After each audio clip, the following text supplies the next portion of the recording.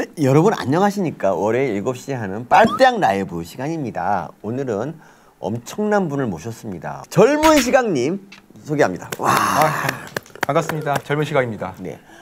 이 가냘픈 이런 외모를 보고 있는데 누가 이분을 30만 유튜버로 생각했습니까? 그냥 한 1,500 유튜버 이 정도 생각해요.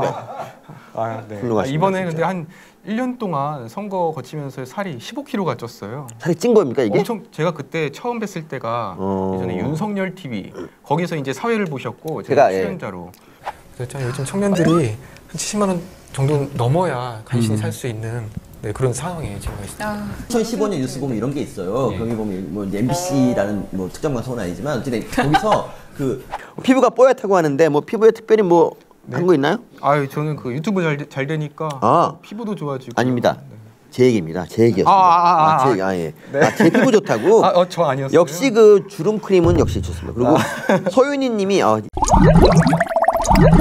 그러니까 제가 이제 오늘 젊은 시각을 모신 이유가 사실 이제 마드리드 심님께서 저한테 뭐라 했냐면은 야, 너 혼자 유튜브 너 혼자 잘 그렇게 하지 말고 좀 이 포스트 이준석, 그러니까 이준석이 망가뜨린 청년 정치를 보수에 다시 세워야 된다.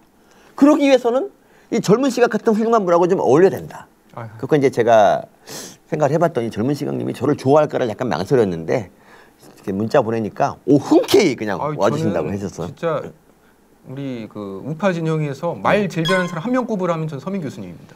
진짜로. 네. 이건 거짓말 안 하고 진짜로. 감사합니다. 왜 그렇게 사는지 모르겠지만 어쨌든 편협한 생각을 갖고 있긴 하지만 근데 이제 저 말고 장해찬 이사장님에 대해서 되게 칭찬을 많이 하시더라고요. 근데 정말 장해찬이 옆에 딱 앉잖아. 그러면 기가 죽어요. 너무 말을 잘해. 진짜 저는 그래서 그 다음번에 뭐 서민 교수님이랑 장해찬 이사장 두 분이서 이렇게 토론을 이렇게 방송하신다고 할 때 기대가 돼요 정말. 기대하지 마세요. 네? 왜요? 장해찬 윤이야 무조건 요새 아주 절정의 말솜씨를 발휘하고 있고요.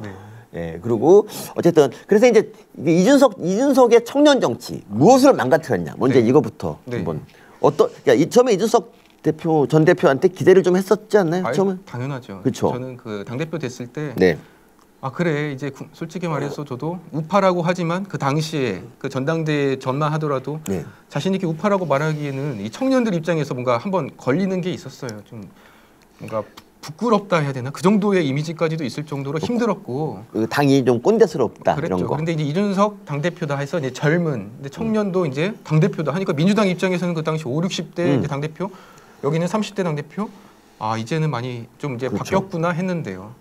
그런데 이제 이번에 뼈저리게 느낀 것은 이제 앞으로 국민의힘 우파 진영에서 이제 청년 당대표는 다시 못 나오겠구나 싶을 정도로 청년 정치인의 안 좋은 모습을 너무 많이 보여준 것 같아요. 그래서 저는 오히려 그 이준석 전 대표를 이제 지지하는 청년들한테 말씀을 해주고 싶은 것은 이제 청년들의 이제 정치를 이제 막은 사람이 이준석이라고 저는 이제 생각을 해요. 조금 이제 세게 말하면은.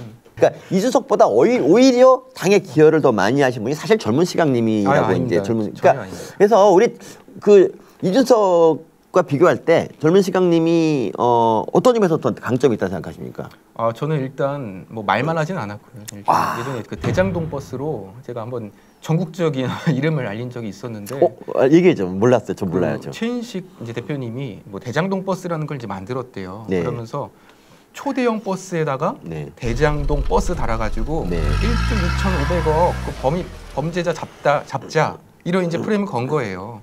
그런데 이제 거기 이제 누구라고는 안 적혀 있고, 근데 이제 그 너무나 괜찮은 아이템인데 홍보가 좀 안 된다. 이게 저한테 연락이 왔어요. 그래가지고 제가 이거 홍보하겠다. 그래서 그때부터 이제 그 대장동 버스 타고선 매일마다 이제 그 이재명 선거 운동하는 데를 따라간 거예요. 그 버스를 끌고.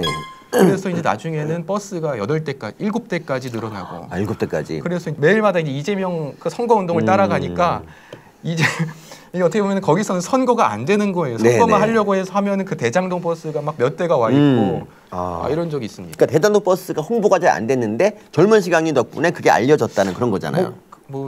진짜 이거 말하다 보니까 너무 좀 약간 자만스러운 것 같은데요. 아니요, 괜찮아. 이 정치란 원래 그런 겁니다. 정치란 자기가 5를 했다 그래도 한 8을 했다. 맞아요. 근데 이준석의 문제는 한 2를 하고서 네. 100을 했다고 하니까 걔가 이번에 문제가 무슨 된 거죠. 선거에서 뭐 내가 지방선거 대통령 선거에 이겼다. 1등 공신이래 지가. 난 정말 이준석 때문에 질 뻔했어요 진짜. 그렇죠. 진짜 공신은 그냥 자기는 가만히 있는데 남들이 다 1등 공신이라 인정해주는 그런 거야 되는데 얘는 혼자서 1등 공신이라고 우기고 남들은 다 아니라고 하는데. 저희 그리고 어떻게 교수님이랑 저는 또 경선 때부터 활동을 계속 해왔잖아요. 그렇죠, 그렇죠. 그러다 보니까 저는 솔직히 교수님을 보면은 어떻게 보면 이게 또 있어요. 경선 때부터 윤석열 대통령 지지한 사람이랑 본선 때 이제 들어온 사람이랑 이게 또 저는 이렇게 알게 모르게 마음속에 이게 좀 이렇게 구분이 되는데. 그래요? 그래서 이제 교수님은 되게 초기부터 같이 해왔던 이렇게 멤버로서 이게 그 약간 동질감이 있단 말이에요. 그런데 제가 느끼는 그 이준석 전 대표는 그 동질감이 안 느껴졌어요. 뭔가 계속해서 오히려 이렇게 불편하고 방해가 되는 존재로서 받아들여졌고. 우리 그때 국민의힘이 참 아쉬웠던 게 뭐냐면 막판에 이제 2차에서 네 명이 경선을 했는데 네. 그래서 이제 유승민이나 이제 홍준표 전 대표 같은 경우는 그러니까 선거에서 지고 나서 이제 별로 윤석열 후보를 돕지 않았잖아요. 네. 그리고 유승민이 뭐 차기 당대표 1위 막 이렇게 나오는데 사실 그거는 역선택이지 않습니까? 그렇죠. 민주당 애들이 민주당이 한 7~80% 될 거예요. 예. 그걸 어떻게 확신하나요? 왜냐하면 우리가 만약에 민주당 당대표를 이제 선택할 기회가 있다 생각해봐. 그럼 난 고민정 선택하거나 김남국을 하거든요. 네, 그렇죠. 네. 여론조사 여태까지 보도 나온 여론조사에 따르면은 윤석열 대통령 경선에서도 졌어야 됐고 맞습니다. 본선에서도 졌어야 됐고 맞습니다. 지방선거도 졌어야 됐어요. 그 여론조사의 말에 따르면요. 그만큼 이게 의미가 없다는 거고 여태까지 5년 만에 정권교체당한 한 번 바로 정권교체당한 사람이 문재인 처음이에요. 그렇습니다. 그러니까 지금 뭐 누구를 탓하겠어요. 맞습니다. 결국에는 문재인의 그 부동산 경제 이런 것 복합적인 이유로서 한 번만에 바로 이렇게 정권교체 당한 그 문재인 탓을 해야죠. 그리고 여론조사대로 하면 저는 극우 유튜버예요. 그 진짜 여론이 다 맞는 게 아닙니다. 근데 그 변희재 씨나 뭐 그런 분들은 방송 나가면 다 뭐 진정한 보수 소리 듣더라고요. 제가 한번 봤다가 진정한 보수 변희재 씨 모셨습니다 하면서 막 박수 받으면서 와가지고 이제 윤석열 대통령 욕하는 거예요. 그러면 이제 사람들이 볼 때 야 보수에서도 윤석열 욕하는데 지금 윤석열 끝났구나 이렇게 지금 받아들이는 거죠. 그런데 지금 패널들 보면 2대2 우파 2명, 좌파 2명. 근데 우파 2명 누구예요? 항상 나오던 이름을 말할 수 없는 그런 분들만 계속 나오는 거고. 이준석 지지자. 그럴 때 그런 패널로 저랑 서민 교수님 내보내서 2대2로 이렇게 해서 붙여줘야 그래야 이제 윤석열 대통령이 잘했는지 안 했는지를 객관적으로 이걸 따져보는 거지. 4명이서 같이 욕한 다음에 그 다음에 자 여론조사 보실까요? 최근에 MBC 막말 논란에 의해서 이렇게 떨어졌습니다. 그렇습니다. 그렇지만 이게 막상 까보면요, 지금 윤석열 정부 잘하고 있고요. 지금 뭐 바이든이랑 잘하고 있고. 그러니까 이제 그 김어준 방송 매일 보시는 분들 입장에서는 아니 분명히 윤석열 대통령은 지금 뭐 욕을 먹고 있고 뭘 잘못했다는데 왜 이렇게 멀쩡하게 잘하고 있는 거야가 되는 거예요. 그러면은 계속 그 진영 논리 속으로 빠져들어가지고 김어준 뉴스를 듣지 않고서는 그 하루하루를 살아갈 수 없는 지경까지 지금 오게 된 겁니다. 그게 지금 지난 5년 동안 해온 일이고요. 그 변진섭 닮았다는 말도 들어봤죠? 제가 솔직히 말해서 그 세대는 아닌데요. 그러니까 대충 얼굴을 알거든요. 잠자는 토끼님. 네. 변진섭 감사합니다. 이왕이면 좀 외모로 좀 승부하는 뭐 제가 예전에 심신 닮았다 뭐 이런 말. 제가 그 마스크 쓰고 나왔잖아요. 네. 원래 공개 안 했잖아요. 네. 원래 처음에는 목소리만 나왔을 때 그때요 제가 진짜 여성 팬들이 진짜 많았어요. 목소리만 나왔을 때. 그런데 이제 마스크를 쓰고 나왔더니 여성 팬이 더 늘었어요. 더 늘었어. 더 늘었어요. 이게 눈만 딱 이렇게 하니까. 그리고 이제 제가 자신감이 붙어가지고 선거 끝나고 마스크를 이렇게 벗었죠. 네, 벗었어. 그때 그 벗은 날 구독자 17명이 빠진 거예요. 17명. 다 여자야. 근데 중요한 건 제가 원래 하루에 그래도 한 구독자 50명에서 100명씩 늘었거든요. 근데 17명이 빠졌다는 거는 그 100명 느는 거에 마이너스 17명, 117명이 빠진 거에 제 마스크 벗은 날 제가 그때 진짜 선거 이기고 기분 좋은 날을 진짜 마음 아파가지고 상처받았습니다. 제 얘기를 잠깐 하자면 3월 대통령 선거가 하던 3월 9일 날 제 구독자가 88,000이었고요. 쌍수하고 12만이 됐어요. 12만은 얼마 됐어요? 이게 저도 그러면 해야 되는 거예요. 그러니까 쌍수를 하잖아? 그러면 10명 단위가 100명 단위가 아니야. 10,000명 단위로 하루에 늘어요. 아니 한 달 좀 지나니까 4만 늘었어. 4만. 제가 지금 딱 막혀 있거든요. 32만에서 막혀 있는데요. 그 막힌 걸 뚫을 수 있는 게 쌍수. 그리고 거기서 이제 조금 올라가다가 또 막히잖아. 그때 코가 있어. 코를 하는 거예요. 인생은 그거야. 그러니까 외모 시대죠. 어쨌든 그렇습니다. 감사합니다. 그렇습니다. 신규진 교수님이 감사합니다. 신규진 교수님이 마드리드 심님이 저도 수능 3번 봤다고 59유로를 쏘시면서 수능을 3번 봤어. 그럼 두 분 앞에서 6번 보신 거면 저런 정말 이럴 수가 있습니까? 그런데 이제 교수님은 미국에서 박사학위까지 따셨는데 저는 학사만 8년 공부했어요, 저는. 네. 그렇구나. 어쨌든 그러니까 우리가 뭘 알 수 있냐면은 네. 수능 횟수랑 훌륭함은 비례한다. 아 맞다. 제가 그래서 윤석열 대통령 그 구수했다고 했을 때 맞아. 소름. 제가 이제 저는 대학 학사만 8년 공부했거든요. 네. 그러면 이제 8년 동안 얼마나 많은 그 무시와 괄시를 받았겠어요. 네. 그러면은 진짜 웬만한 뭐 비판이나 이런 뭐 무시에는 뭐 이렇게 그렇게 크게 동요하지 않을 수 있는 이런 게 생겼거든요. 윤석열 대통령이 저 구수했다는 거, 그리고 신규진 교수님께서도 삼수를 하면서 지금까지 자리에 올라오시니까 결국은 이게 다 나중에 다 도움이 된 것 같아요. 그러니까 그렇죠. 그러니까 의미 없는 시간은 없는 것 같아요. 자기가 맞습니다. 그냥 그 순간에 최선을 다했으면 뭔가 이제 자기한테 돌아오는 것이고 어쨌든 교수님은 한 번에 학교 들어가셨죠?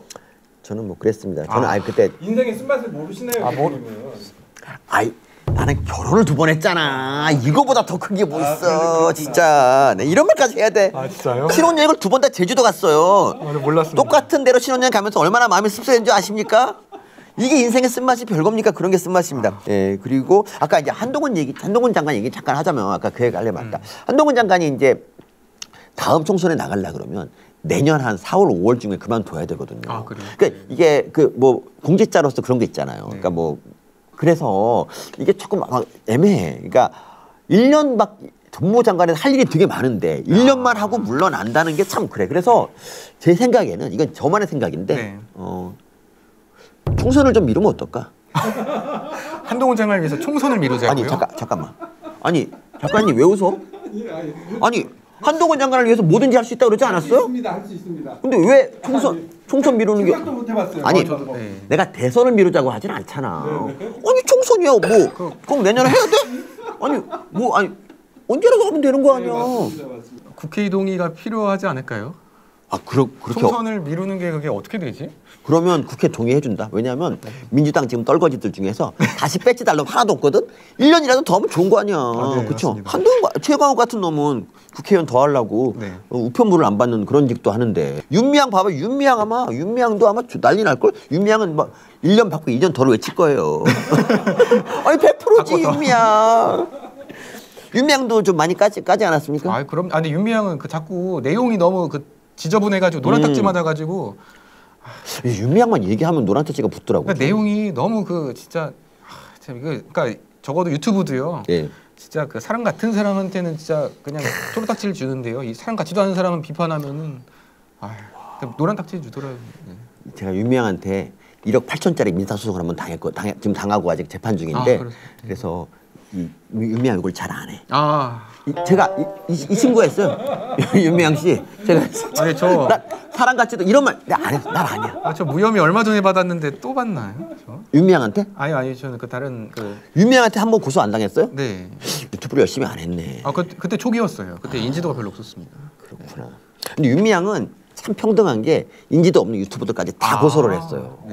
정말 그분이 몇십 명을 고소했. 차별 없는 분이네요. 그래 차별 없지. 그 비슷한 사람이 고민정이에요.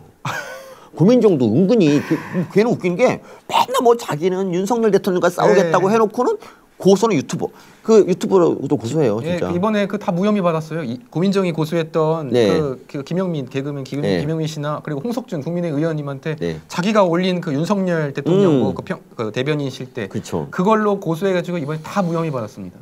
제가 이제 뉴스트라다무스에서도 고민정 이런 얘기를 했고 고민정에 대해서 좀 디스하는 발언을 했거든요.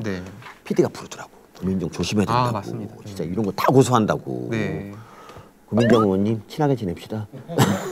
그때 김영률 회계사님 오셨을 때보다 시청자 수가 더 많아요. 그러니까 경률형이랑 이제 결별해야겠어.